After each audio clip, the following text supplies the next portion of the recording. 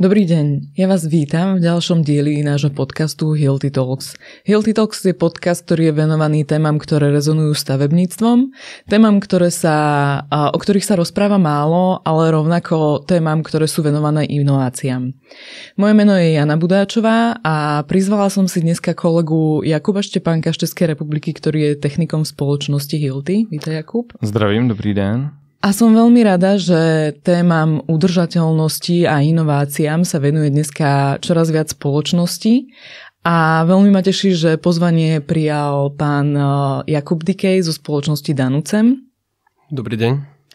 Ďakujem obidvom, že ste si našli čas a že ste v podstate prišli do tohto podcastu. A obidve spoločnosti v podstate majú veľmi podobné heslá ako aj Hilti, tak aj Danucem, ale skúsme najskôr predstaviť spoločnosť Danucem, čomu sa konkrétne venuje. Spoločnosť Danucem je súčasťou skupiny CRH a v regióne Slovensko, Maďarsko a Rakúsko sa spoločnosť venuje výrobe a predaju cementu, betónu, prefabrikátov. Máme dcerskú spoločnosť, ktorá sa venuje cirkulárnej ekonomike, tá sa nazýva Ekorek. Čiže máme aj vlastnú logistiku, tiež zastrešenú dcerskou spoločnosťou Transplus. Takže by som to tak povedal, že sme vertikálne integrovaná spoločnosť, ktorá sa vo všeobecnosti venuje výrobe stavebných materiálov. Ja som možno nespomenula, ale vy máte pozíciu, že Innovation a Solution Manager. Čo vlastne je vašou úlohou vo spoločnosti Danucem? Tak mojou úlohou je prinášať inovatívne technológie, materiály, procesy, ktoré by zefektívňovali proces výroby.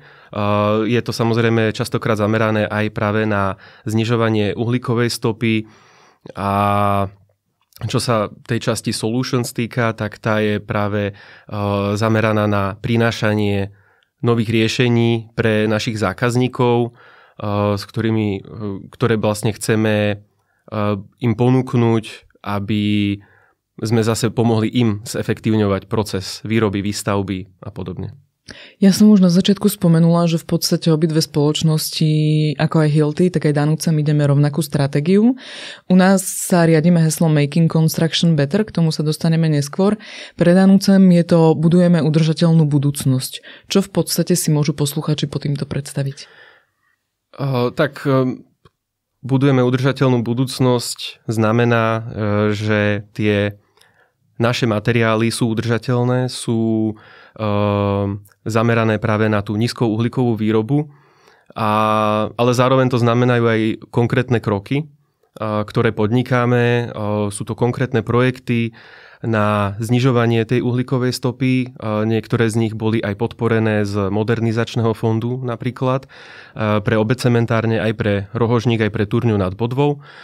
No a vlastne znižovaním uhlíkovej stopy na úrovni výroby cementu zároveň priamo znižujeme uhlíkovú stopu aj našich betónov a prefabrikátov.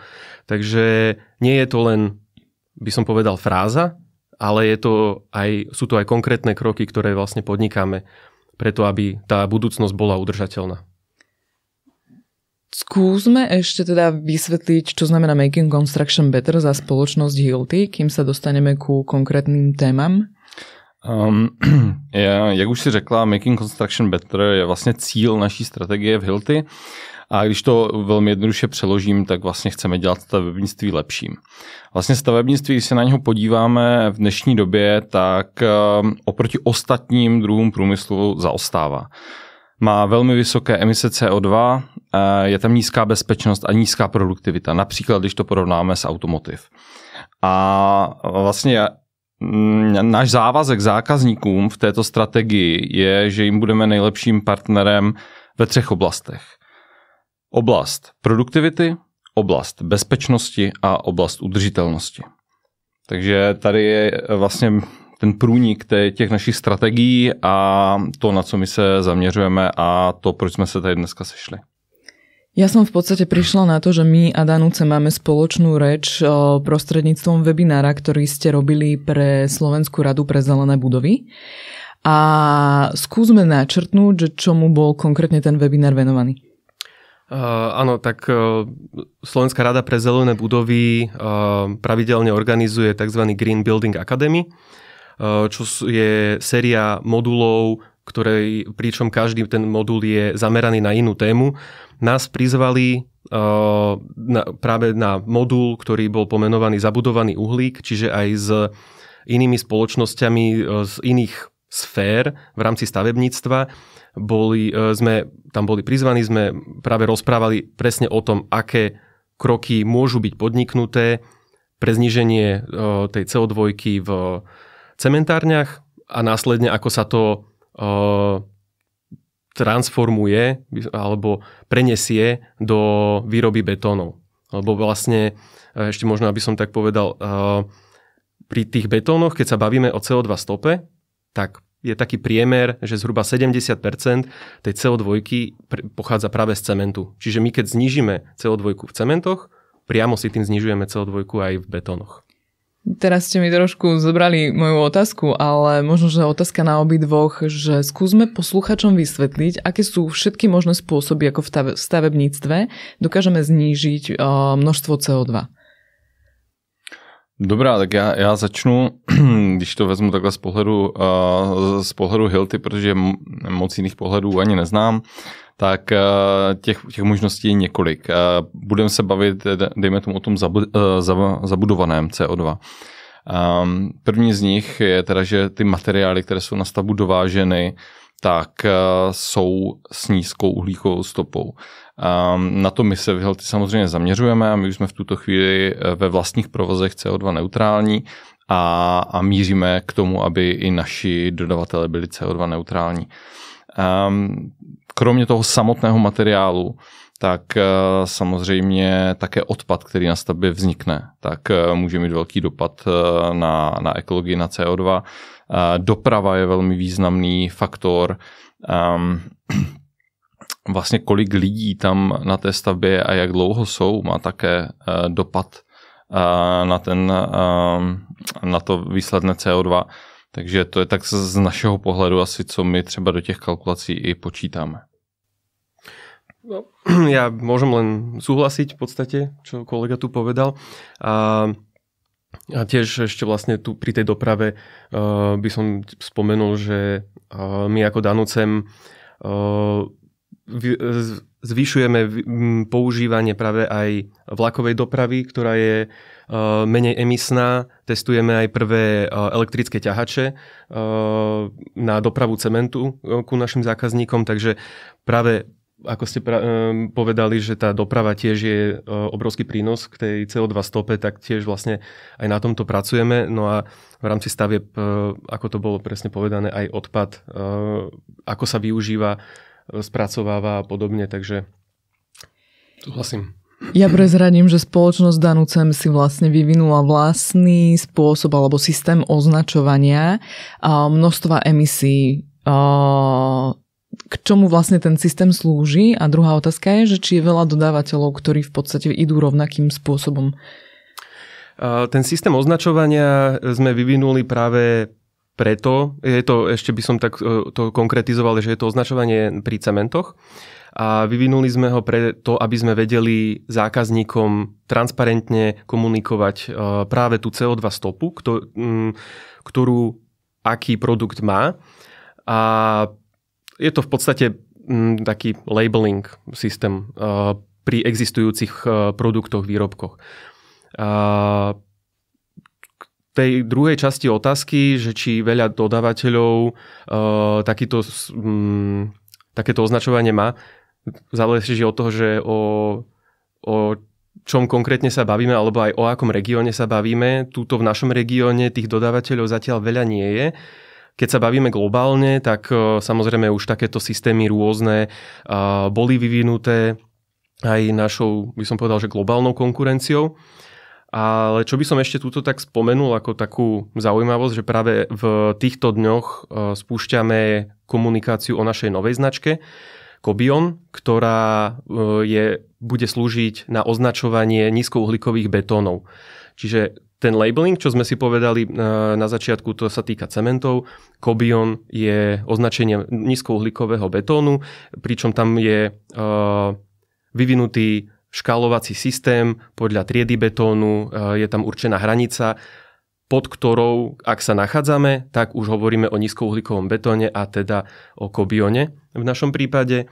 A toto je vlastne novinka týchto dní, by som povedal. Aký je pomer spoločnosti v stavebníctve, ktoré zaujíma alebo nezaujíma obsah CO2 v betóne? Odhadom Československo. To je ťažšia otázka. Nedovolím si povedať presné číslo, že aký je tam pomer. Sú spoločnosti, samozrejme, ktoré to zaujíma viacej a ktorí to aj verejne komunikujú, robia si okolo toho aj vlastne marketing, celá tá značka je budovaná týchto spoločností na tom, že sa zaujímajú o udržateľnosť.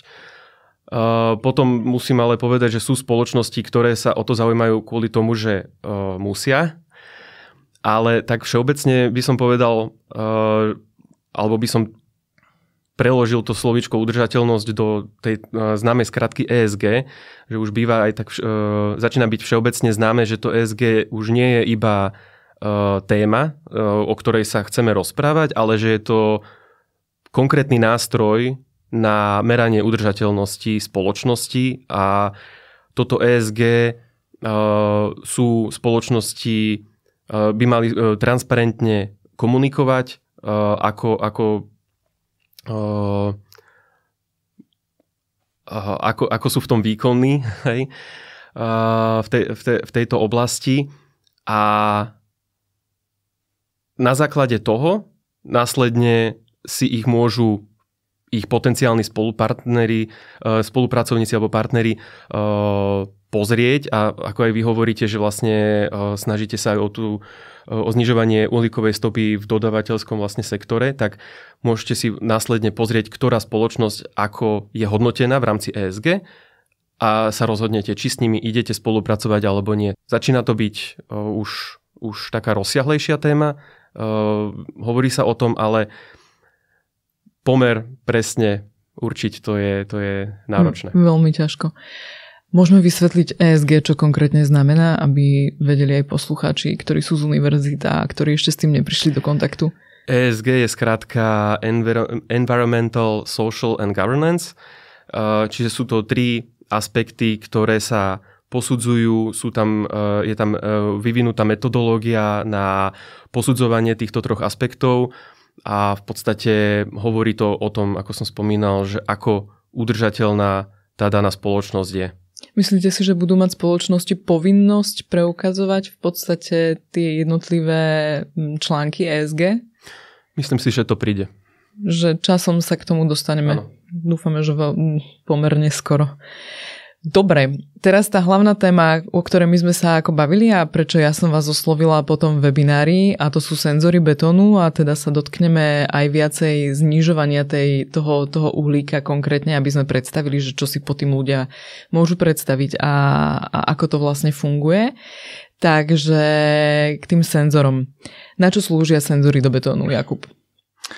Senzory do betonu slouží primárně k tomu, abychom věděli, co se s tím betonem vlastně na té stavbě děje, jak vypadá, jaké má vlastnosti. Protože, dejme tomu, ty tradiční metody, jak tyhle věci zjišťovat, jsou nepřesné. To znamená, my pokud známe ten daný beton a umístíme ten senzor do betonu, tak kromě teploty, která v některých případech může být důležitá, ať už se jedná o masivní beton, nebo ať už se jedná o betonování v zimních měsících, nebo třeba i přehřívání betonu v letních měsících, tak pokud známe ten beton dopředu, tak jsme vlastně schopni sledovat i jeho pevnost, nebo respektive nárůst pevnosti. Pokud bychom toho samého chtěli docílit například u krychelných zkoušek, tak tam už vstupuje jako velká nepřesnost z toho důvodu, že nelze porovnávat velké množství betonu na stavbě, dejme tomu v nějaké stropní desce, kde hydratační teplo je výrazně vyšší a drží se tam, než prostě v malé kostce, kde za prvé ta masa není a za druhé to teplo rychle ubývá. Takže nelze porovnávat takový typický příklad jabka a hrušky. Z toho důvodu přináší to transparentnost. To znamená, vy víte, co se s vaším betonem na té stavbě děje. Na čo konkrétne využíva senzory Danucem? My v spoločnosti Danucem sme tieto senzory začali využívať necelé 2 roky dozadu a v podstate máme ich, by som povedal, na 2 účely. Prvý je, a ten primárny, priniesť presne ako kolega povedal, tú transparentnosť pre nášho zákazníka, aby mal v reálnom čase informáciu o tom, ako v tom danom betóne narastá pevnosť, kedy môže oddebňovať, kedy môže zaťažovať konštrukciu a podobne. A týmto už máme aj my overené, že sa výstavba dokáže urýchliť o zhruba 30%, čo je výrazný posun.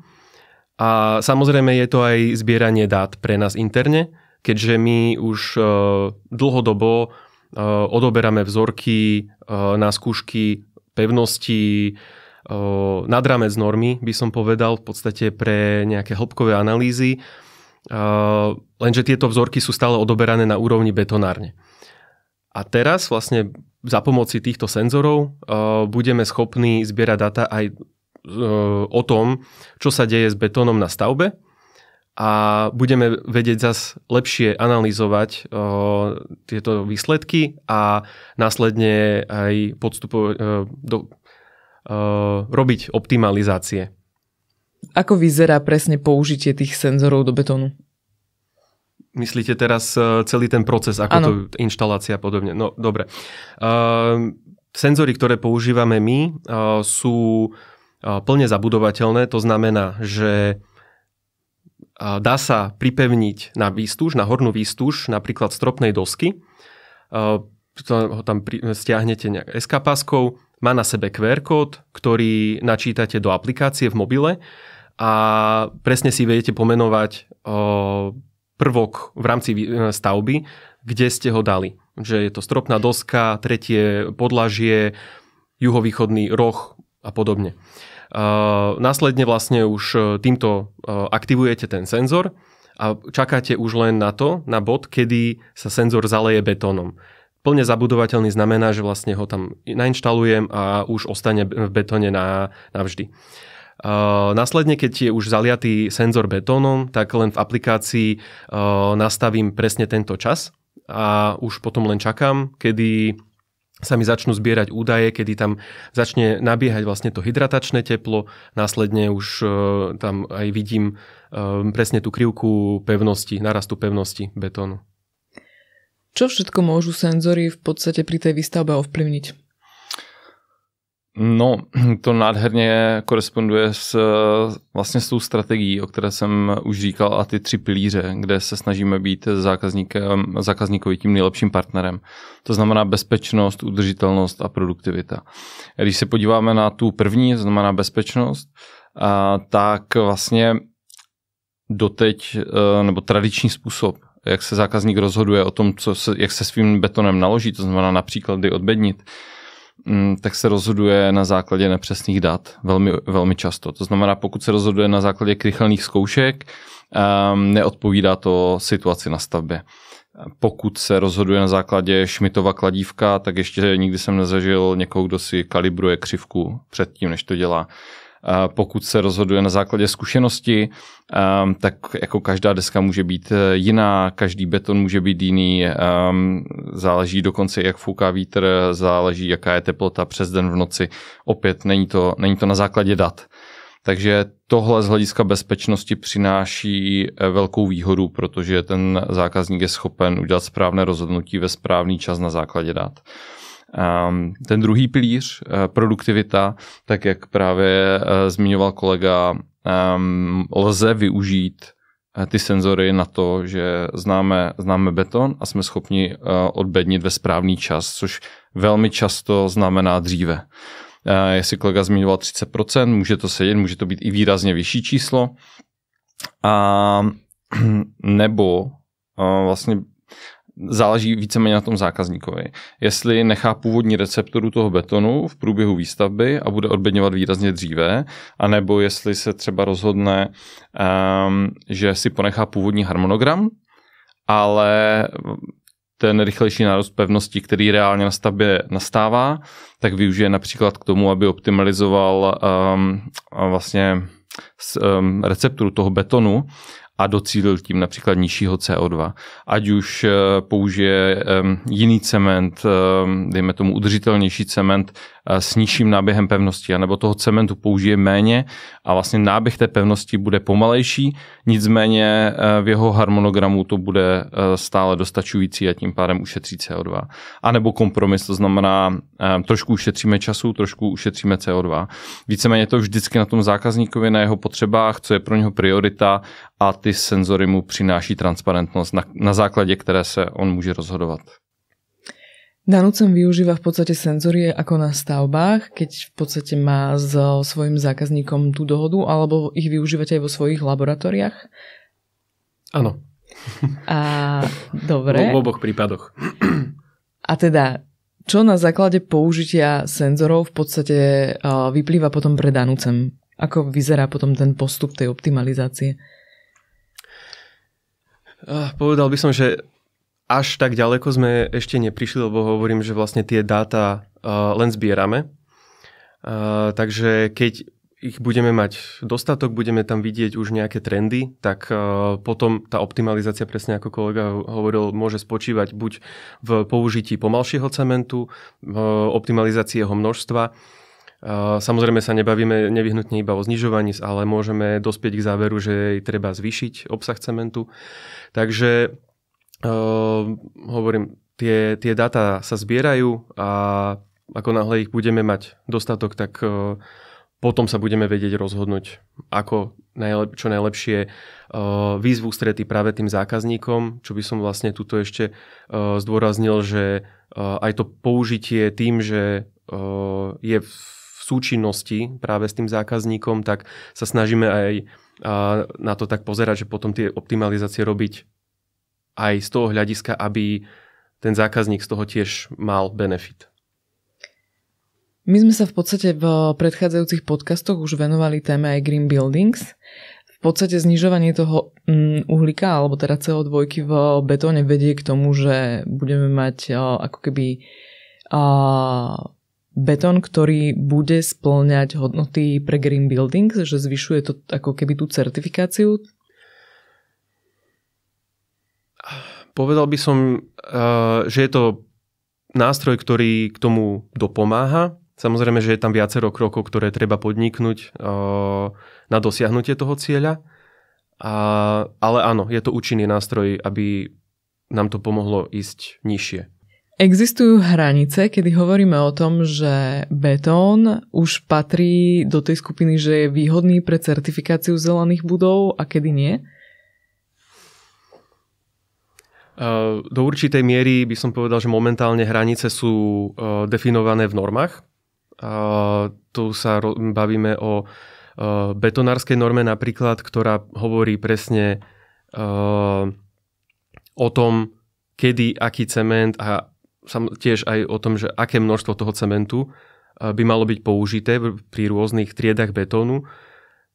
Pričom my interne vieme, že šlo by to aj inak, lenže nie je to dovolené normami.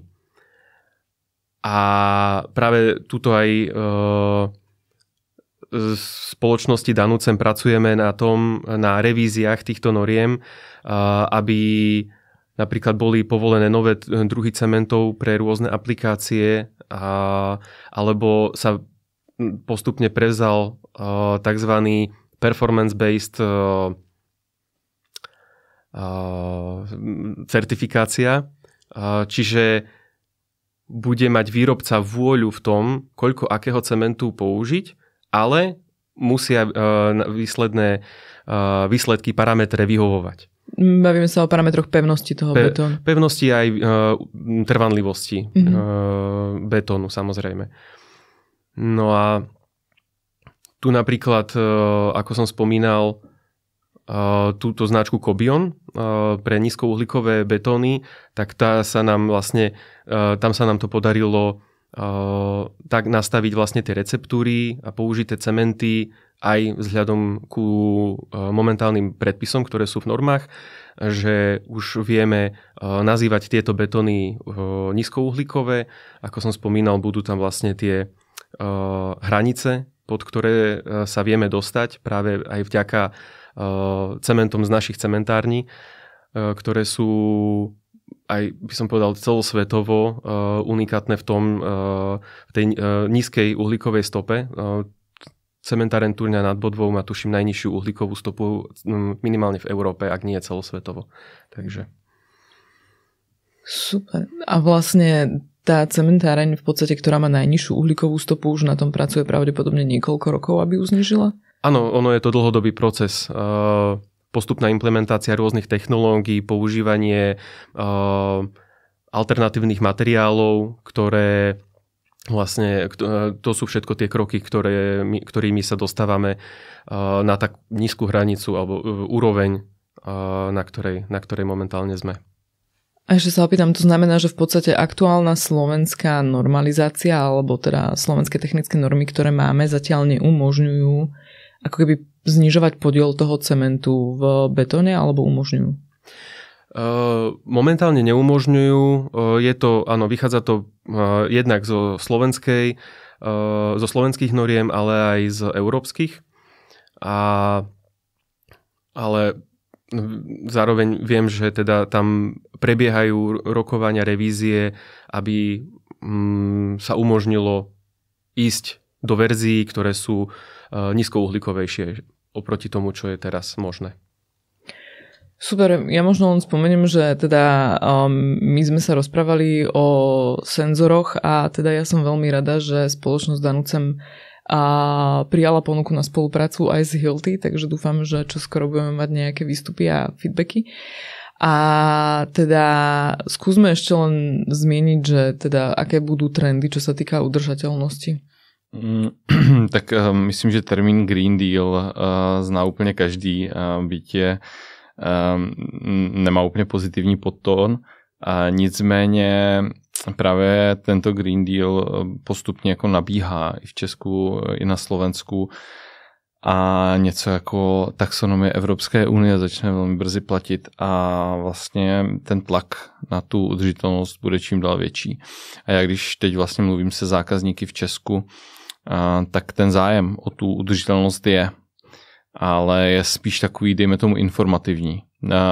Víceméně stále cena je priorita číslo 1, stále po té výstavbě se ty byty musí prodat a vlastně musí z toho ta firma mít nějaký profit. To je asi jako ekonomický základ jakékoliv firmy a tím pádem nějaké náklady, které jsou nezbytné, tak se snaží ta firma eliminovat. To znamená, ta udržitelnost začne mít tlak i na peněženky těch ať už developerů nebo stavitelů jako takových a vlastně udržitelnost už bude způsob, jak ušetřit a ne způsob, jak zdražit stavbu. Takže pokud až se dostaneme do tohoto bodu, tak věřím, že už to nebudou takové ty vlaštovky ve stylu zahraniční firma, která má zahraničního vlastníka, který tlačí na udržitelnost, byť to třeba není vyžadováno, ale bude to už potřeba víceméně každé firmy, protože pokud nebudou stavět udržitelně, tak se jim ta stavba zkrátka prodraží.